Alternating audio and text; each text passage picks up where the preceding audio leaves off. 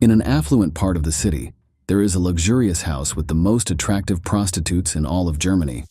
Despite being an expensive place, its beds are never empty. The women, mostly naked, greet men with glasses of alcohol and lewd whispers in their ears.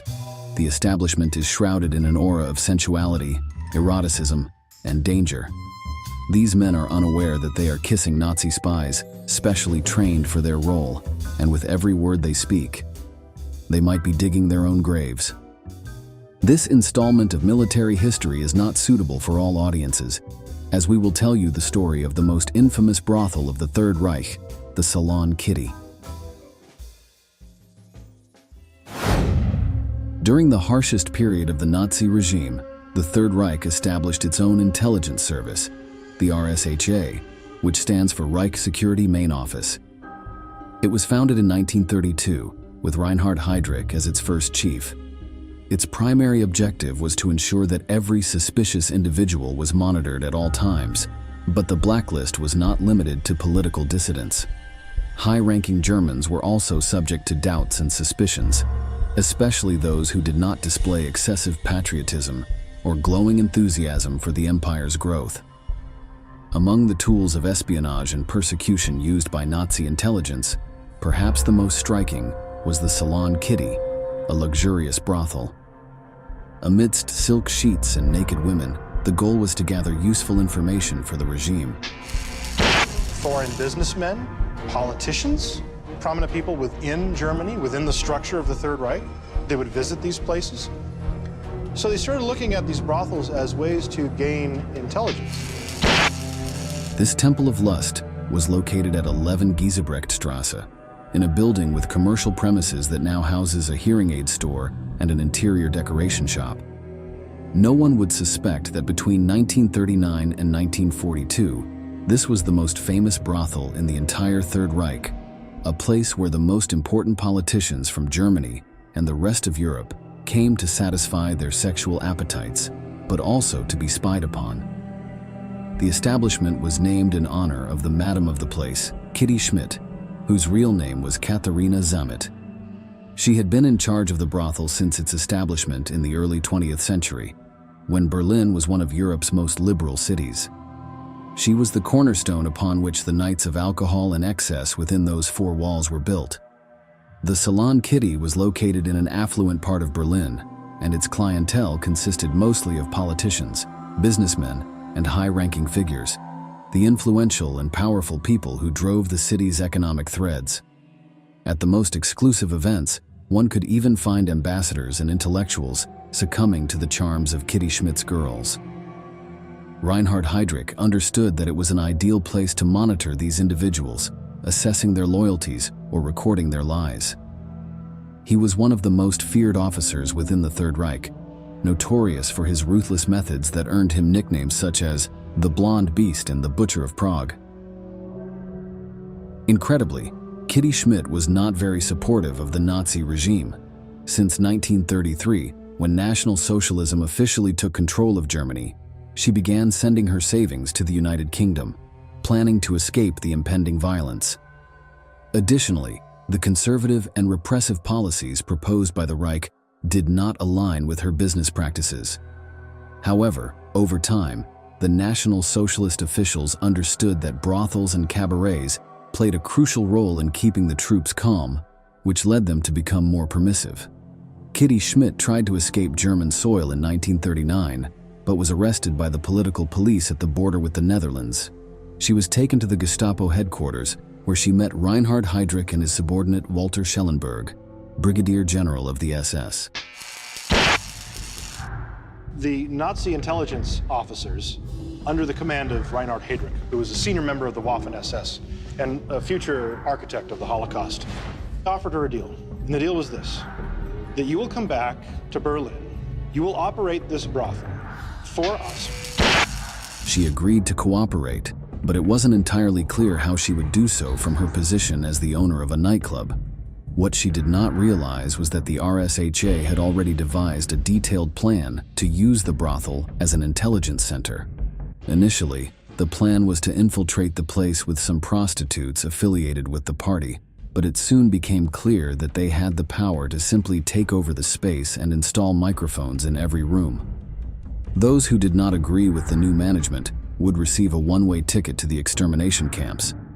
Under the orders of Heydrich and Schellenberg, the entire basement of the establishment was converted into a fully equipped surveillance office.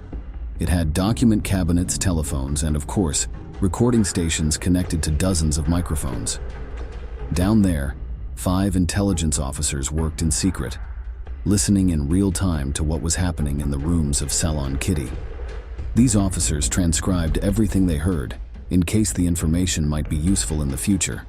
It was valuable not only to capture any controversial statements or expressions of dissenting opinions, but also to record the visits of important men for future blackmail. An ambassador surrounded by naked girls and alcohol?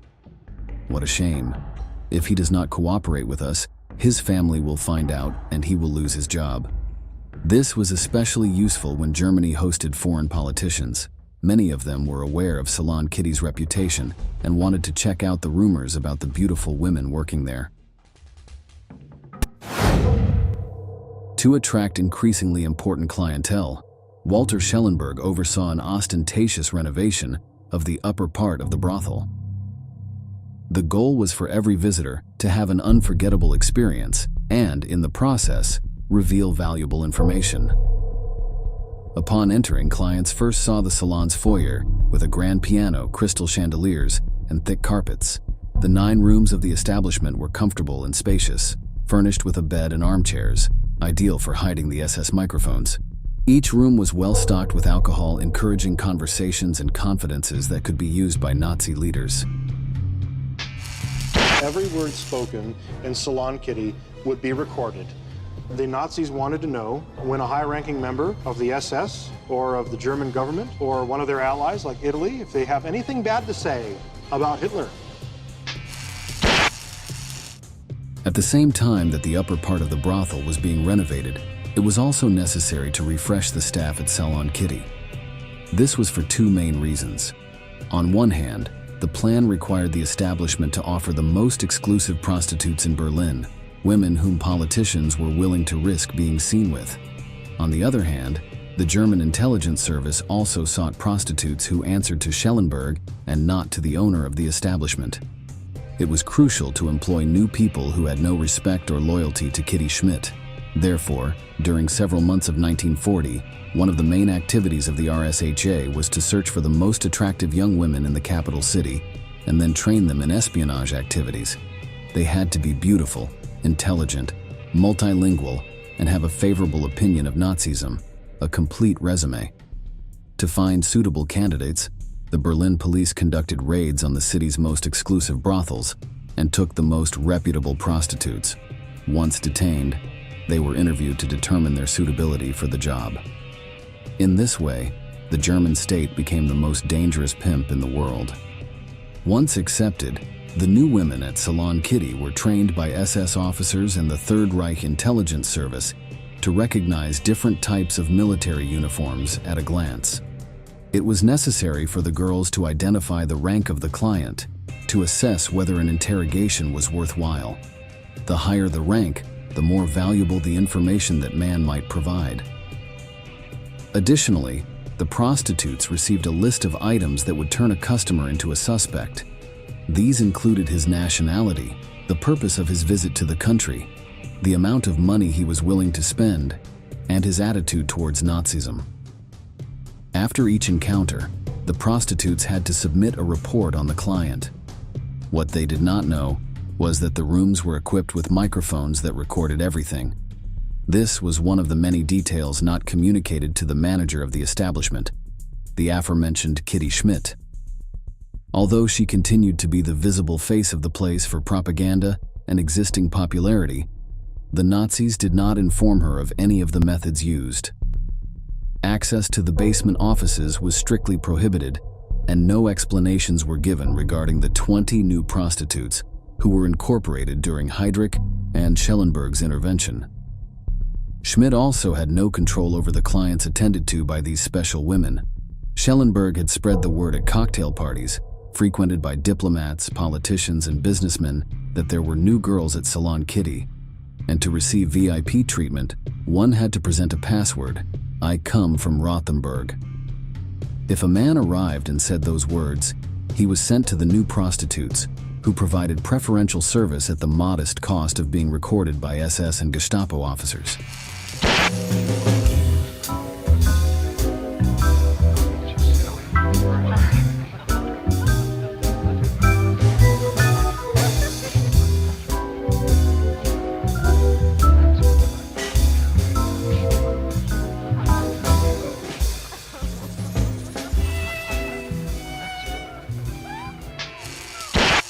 The new appearance of Salon Kitty led to its popularity spreading throughout Germany and neighboring countries.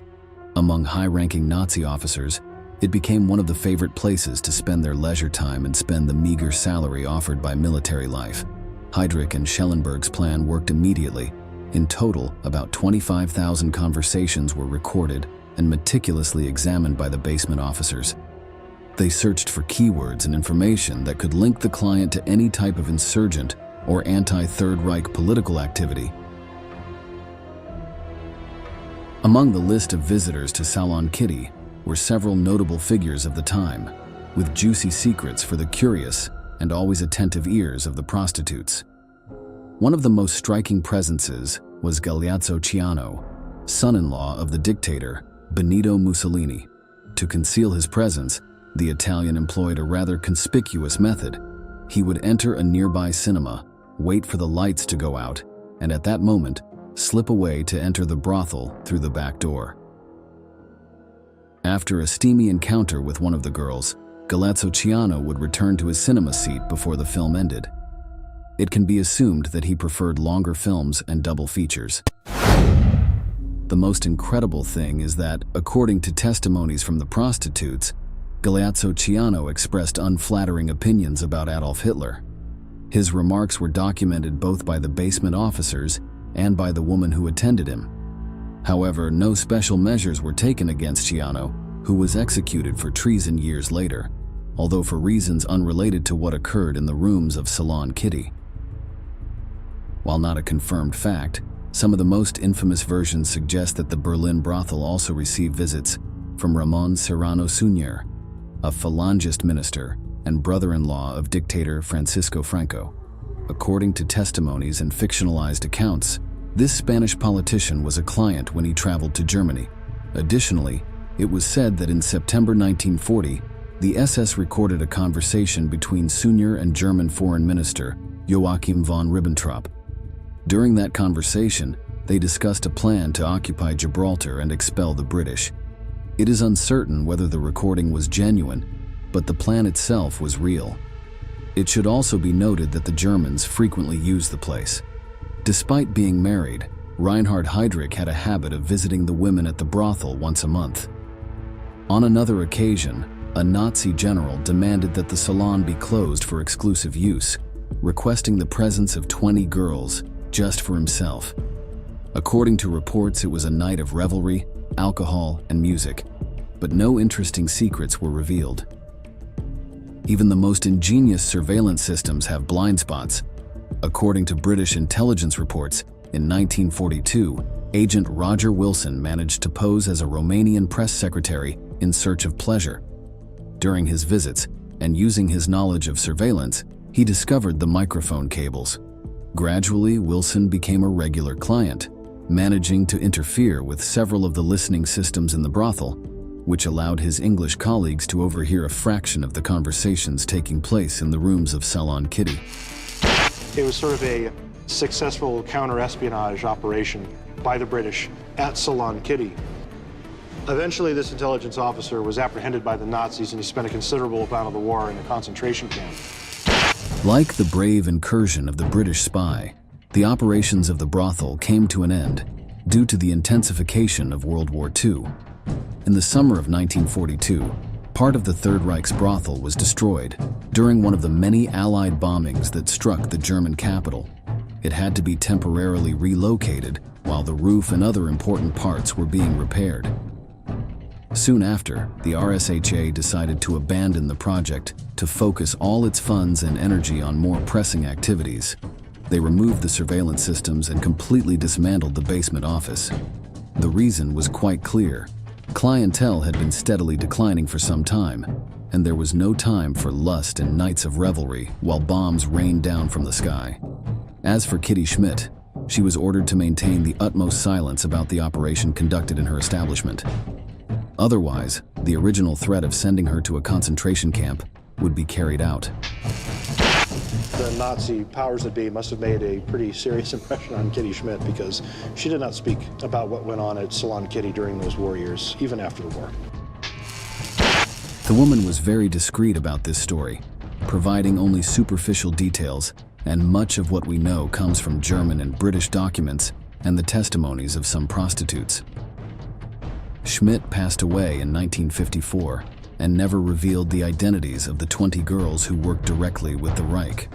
However, another key figure in this story did not remain silent. Can you guess who the informant was? In 1956, Walter Schellenberg published his memoirs, where he mentioned the place for the first time, describing it as a pension of the German intelligence service. Although the mention occupies just one page and lacks many details, it was the first official confirmation of the legendary Salon Kitty's operations. Over time, legends about the Nazi brothel attracted speculators and even filmmakers. In 1976, the notorious Italian pornographic director Tinto Brass released Salon Kitty, a version filled with nudity, sadomasochism, and madness. The film was a success and significantly contributed to the mythology surrounding this operations center. Austrian journalist Julia Schrammel and Swiss journalist Urs Brunner published a book titled Kitty's Salon. It is an exhaustive work of research into the available sources, stripping away the myths, anonymous accounts, and fanciful versions of the brothel's events. According to Schrammel, in reality, we know very little about the espionage that took place there.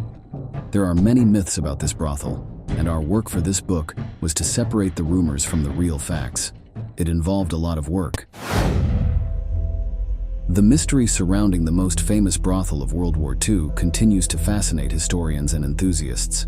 It's clear that the combination of Nazis, luxury prostitutes, and espionage is irresistible as a pop culture icon. Today, it is difficult to separate the fiction created by novels and films from the historical facts. The reality is that although the relaxed clients talked more than they should have, there is no record that the Nazi security services obtained any minimally useful revelations for their purposes or relevant to the course of the war. It only served to monitor their own high-ranking colleagues, albeit without significant consequences. The idea of a brothel specifically designed for espionage and surveillance of officials and politicians sounds like a concept straight out of a mystery novel. While there is much we do not know about this place, the few documents and testimonies that survived the conflict give us a precise understanding of the kind of operations the Third Reich was capable of conducting to control its population. Thus, we reach the end of the video. If you enjoyed this content and want to keep discovering the most surprising events of the 20th century, we invite you to subscribe and activate notifications for this channel. That way, you will receive updates on all our new content. We say goodbye and look forward to seeing you in the next edition of Military History.